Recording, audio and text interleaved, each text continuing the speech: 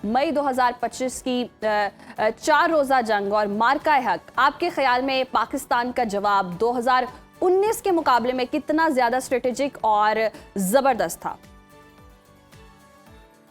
जी, बिस्मिल्लाहिर्रहमानिर्रहीम। देखिए, इसमें कोई शक नहीं है, तभी हम तमाम लोग, पूरी कौम मिलकर मार्का हक की इस एनिवर्सरी को सेलिब्रेट कर रहे हैं। और जिस तरह का रिस्पॉन्स हमने जनरेट किया, तो मैं समझता हूँ उसकी मिसाल 65 वॉर के अंदर और 61 में तो दी जा सकती है, लेकिन उसके बाद मॉडर्न एरा के अंदर अपने से 4 गुना बड़ी फौज को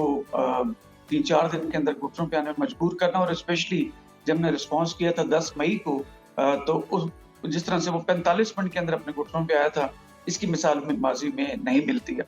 देखिए, जब ये जो रिस्पॉन्स हमने जनरेट किया था, इसमें 2-4 चीजें बड़ी इंपॉर्टेंट हुई थी। सबसे पहले मैं कहूँगा 3 मिथ टूटी थी,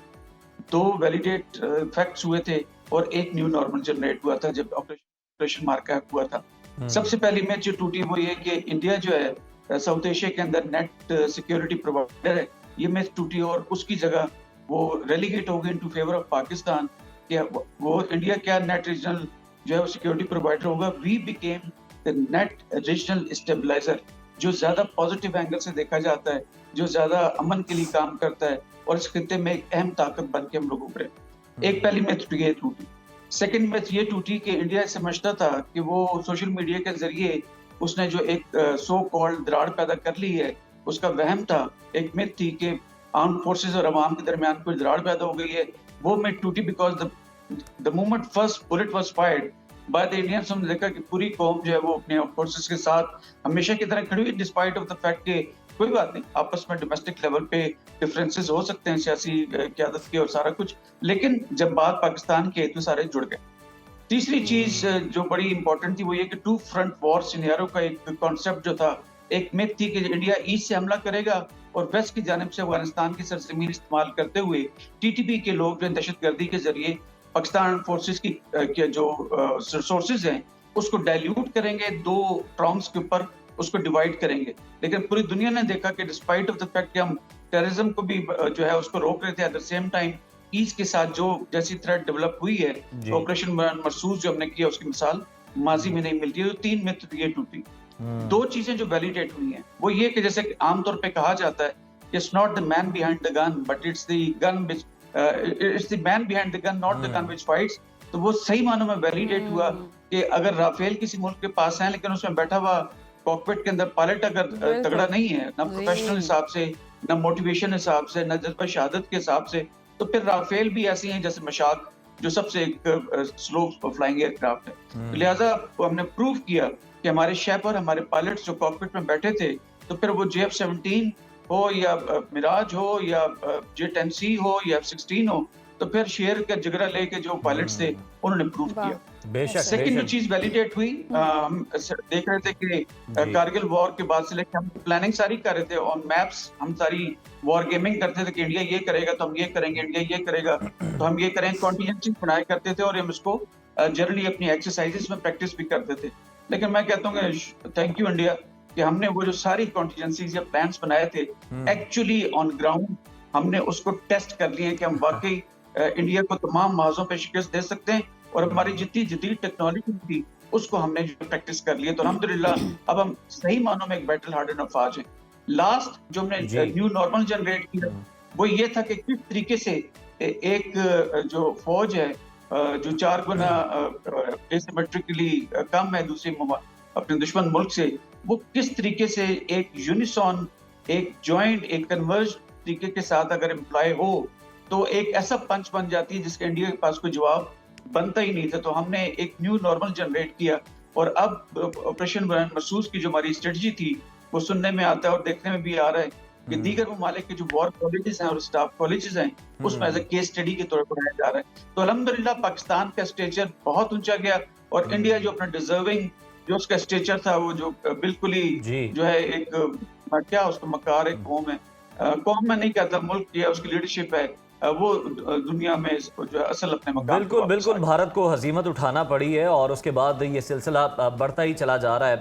ब्रिगेडियर साहब, अगर हम देखें तो एक ही रात में 6 तैयारे गिर जाना और किसी भी फसाइया के लिए ये बड़ा ही डरावना ख्वाब होता है, वो चाहे किसी हादसाती तौर पर हो, ये तो बाकायदा मार गिराए गए और कैपेसिटी इससे ज़्यादा की थी मार गिराने की, लेकिन हमने एक पैगाम दिया। इसके अलावा डोनाल्ड ट्रंप जो है वो तादाद इससे ज़्यादा बताते हैं। क्या आपको लगता है कि इस सब के बावजूद भारतीय फ़ज़ाइया का मोराल अब इस काबिल है कि वो दोबारा किसी मुहिम जोई का सोच भी सके? मैं देखें, उनकी स्ट्रेटेजिक कम्युनिटी जब उसे 6 और 7 की रात को पे अटैक किया था, तकरीबन 12:30 के करीब, जब बुरीके और यहाँ पे नीचे अहमदपुर शर्किया और ऊपर मुजफ्फराबाद के पास 9 टारगेट्स को उन्होंने साइमल्टेनियसली एंगेज किया था। हम तमाम उनको देख तो रहे थे कि वो टुकड़ियों में इंडियन एयरफोर्स जो है वो बॉम्बर्स के साथ और जो है वो फाइटर एयरक्राफ्ट के साथ और अवैक्स के साथ पूरे पाकिस्तान का जो ईस्टर्न बॉर्डर है उस पर डिवाइड थी। 4 टुकड़ियां थी। एक तो नीचे कराची के वेस्ट में थी, फिर एक रहती रहमिया खान या भावलपुर है उसके अपोजिट इंडियन साइड पे थी, और तीसरी जो है वो सियालकोट और लाहौर के सेक्टर में थी, और एक ऊपर कश्मीर में थी। तो उन्होंने यहाँ पे रहती रहमिया खान और भावलपुर के अंदर टारगेट एंगेज किए, उधर से नॉर्थ में कश्मीर में एंगेज किया, और एक मुरीद के जो है वो ये सियालकोट सेक्टर से जो उन्होंने किया था। अब ये 22 अप्रैल का पहलगाम का हम देख रहे थे कि वो चीजें इवॉल्व कर रहे हैं, डेवलप कर रहे हैं, और एक जो है नैरेटिव बनाए जा रहे हैं, लेकिन हम पूरी तरीके से तैयार थे कि हमने रिस्पॉन्ड कैसे करना है, बिकॉज वो 4 टुकड़ियों में उसको डिवाइड करके हम पे हमला करना चाह रहे थे, सरप्राइज देना चाह रहे थे। लेकिन हमारी सारी साइबर के लोग जागे हुए थे, और आज जिस वक्त हम बात कर रहे हैं 7 जो मई है 2025 को, इसी वक्त जब हम बात कर रहे हैं, पिछले साल 365 दिन पहले इस वक्त तक 6 तैयारे जो हैं वो आइडेंटिफाई हो चुके थे, बिकॉज 12:30 के करीब उन्होंने 12 के करीब अटैक किया था। 55 मिनट के अंदर हम उनके 6 तैयारे गिरा चुके थे। फिर उसके बाद कंफर्मेशन हो रही थी कि हमने हिट तो की है, लेकिन मलबा कहाँ गिरा है, क्या हुआ है, कौन सा जहाज था, किस जगह पे गिरा है। तो सुबह बाय दिस 9 o'clock टाइम, जब आप अपना मॉर्निंग शो उस दिन भी कर रहे होंगे, तो बार बार आ रहा था एक तैयारा कंफर्म, 2 तैयारे कंफर्म, 3 तैयारे कंफर्म, बाय 9 o'clock फिर कंफर्म हो गए थे। इसीलिए जो औरंगजेब साहब जो जनरल अहमद शरीफ या डीजीएसपीआर के साथ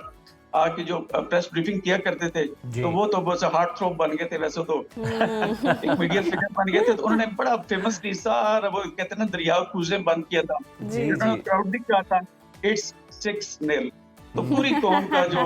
मोराल अभी भी हमारे उनके खड़े हो रहे हैं। बिल्कुल अहमद साहब, मोराल बहुत हाई है, और जब भी हम सुनते हैं और इस 65 की वॉर के अंदर वो जब था जी इस तारीखी लम्हे को याद करते हैं तो वाकई मोराल फिर से हाई हो जाता है। और जितनी भी तैयारे गिराए हो, लेकिन 6-0 की जो धूम हर जगह मची है वो इंडिया कभी भी नहीं भूल सकता। और जिस तरह से उसने गुमान किया था कि वो पाकिस्तान को जेर कर लेगा ऑपरेशन सिंदूर शुरू करके, लेकिन उसे अमरीकी सदर के जरिए जंगबंदी की भीख मांगनी पड़ी। सिफारती पसपाई को आप कैसे देखते हैं? और अब जो शाइनिंग इंडिया के जो नारे लगाने वाले वो कहीं नजर नहीं आते। क्या लगता है आपको, जिस हद तक आइसोलेट हो चुका है भारत, दोबारा कहीं किसी सिफारती महाज पर नजर आ सकते हैं आपको? गुमान करने वालों को हमने घुमा कर रख दिया इन शॉर्ट। देखिए, आपको पहले सवाल का मैं आखिरी हल्का से जवाब रह गया था कि आपने कहा कि क्या वो अब दोबारा एयरफोर्स का मोराल ऐसे है। मोराल बेचारों को उस वक्त भी नहीं था। उस वक्त भी इंडियन एयर चीफ और जो सेकंड कमांड थे वो बता रहे थे कि हम सरप्राइज नहीं अचीव कर सकते, पाकिस्तान के पास इतना मोटिवेशन है, इतने वेपन्स हैं कि वो नहीं लड़ पाई। जब उन्होंने इस तरह की चीजें अपने पॉलिटिकल क़यादत को बताई थी, तो उन्होंने, आपको याद हो कि नंबर 2 ऑफ द एयरफोर्स उसको डिसमिस किया था। इसी तरीके से उनकी जो इंटेलिजेंस के लोग थे, मिलिट्री इंटेलिजेंस के सेकंड इन कमांड था, उसको फारिग किया था जनरल साहब को। दौरान जंग लीडरशिप को चेंज किया गया था, क्योंकि वो लोग हाई मोराल में नहीं थे। और अब जब इतना नुकसान कर चुके हैं, और अब तो उनके जयशंकर और ये सारे लोग मान रहे हैं, जो इंडियन चीफ मान रहे हैं, चीफ मान रहे हैं बाकी, लेकिन वो भी बेशर्मी से कहते हैं कि कोई बात नहीं, जंग के अंदर नुकसान होते हैं, ठीक है होते होंगे, लेकिन उनकी स्ट्रेटेजिक कम्युनिटी अभी भी राजी नहीं। लेकिन जो अपने फतवाहत की बात की ना कि सफारती फतह, हमने 3 सतह के ऊपर फतह हासिल की थी। पहली थी आपकी मिलिट्री, जिसकी हम बात कर चुके हैं कि मिलिट्री के लेवल के ऊपर हमने न्यू नॉर्मल जनरेट किया। दूसरी थी नफ्सियाती, कि वो जो एक इंडिया को एक जोन था कि हम पूरी दुनिया के जो है वो ब्लू आइड हैं, और वो तमाम दुनिया हमारे साथ खड़ी होगी, और पाकिस्तान में जो है वो अवाम जो है वो बिल्कुल मुतरफ़र है आर्म फोर्सेस से, और इस तरह की जो तमाम चीजें। और फिर उसके साथ वो उनका अपना जोम जो राफेल को लेकर जिस तरह से मोदी स्टेटमेंट दिया करता था, या जयशंकर या फॉर दैट मैटर ये राजनाथ दिया करता था, ये तमाम चीजें जो उनकी नफ्सियाती एक बर्तरी थी, वो बिल्कुल शिकस्त फास वहां पर अवाम के लेवल पे भी और आर्म फोर्सेस लेवल के ऊपर भी नफ्सियाती हमने जंग जीती थी। और ऑफ कोर्स उसमें आप लोगों का जो मीडिया, जैसे आप लोग बात कर रहे हैं, आप लोगों ने इतनी अच्छी उसकी कवरेज की थी कि दुनिया उसको डिनाई कर ही नहीं पा रही थी, बिकॉज हमने अपने नैरेटिव, हमारी जो इन्फॉर्मेशन इतनी फैक्ट बेस्ड थी कि आज अगर आप देखें तो आपकी media vis-a-vis Indian media, आप आसमान पे हैं और कहीं जमीन के गड़े के नीचे घुसे हैं। वो तो उनके एंकर उठा उठा के अपनी कुर्सियां फेंक रहे होते हैं जब वो ऑपरेशन बुरहान मरसूस को याद करते हैं। तो तीसरे लेवल की जो हमने जंग जीती वो थी सिफारती जंग। सिफारती लिहाज से जिस तरह वो जो इंडियन स्टेटमेंट्स बनाए जा रहे थे, 22 अप्रैल पहलगाम का फॉल्स फ्लैग ऑपरेशन जो 400 किलोमीटर अंदर उन्हें मकबूजा कश्मीर में किया था, तो पाकिस्तान ने साइमल्टेनियसली मुख्तलिफ कैपिटल्स के अंदर इंडियन इंटेंशंस को बताना शुरू कर दिया था। लिहाजा जब पाकिस्तान ने रिस्पॉन्स जनरेट किया था तो इस कदर एक लेवल प्लेइंग फील्ड या इतनी एक फेवरेबल इन्वायरमेंट सिफारती लेवल पे क्रिएट हो चुकी थी कि जब हमने उनके तैयारे गिराए, या फॉर दैट मैटर 10 मई को जब उन्होंने अपना ब्राह्मोस लॉन्च किया था पिंडी के ऊपर और चकलाला के आसपास कहीं गिरा था जाके, तो हमने फिर अल-फतेह मिसाइल फायर किए थे। जिस तरीके से हमने कोलैटरल डैमेज को अवॉइड करते हुए टारगेट्स को एंगेज किया था और सिफारती लेवल के ऊपर हम ऑलरेडी दुनिया को बता चुके थे कि लुक, हम जो करेंगे वो डिफेंस में करेंगे, ऑफेंस अब नहीं करेंगे। अब चूंकि इंडिया ने ऑफेंस किया तो फिर जिस तरह वो फेमसली डीजीएसपीआर ने कहा हुआ था कि now wait for our response, वो 9-10 की रात को उन्होंने जब कहा था, जब 3 बजे के करीब जब ब्राह्मोस आया था, और उसके बाद ये फिर हमने फतेह वन, सिर्फ एक फतेह वन हमने इस्तेमाल किया था। अभी तो शाहीन, गौरीज, अब्दालीज, तैमूर, ये बाबर, ये तो बेचारे हमारे स्टोरों में बैठे देख रहे हैं कि हम कब इंडिया पे जाएंगे। तो हमने जो ये सिफारती नफसियाती और जंग जीती, इसकी मिसाल माजी में नहीं मिलती एटलीस्ट। बिल्कुल अहमद साहब, इसकी मिसाल माजी में नहीं मिलती।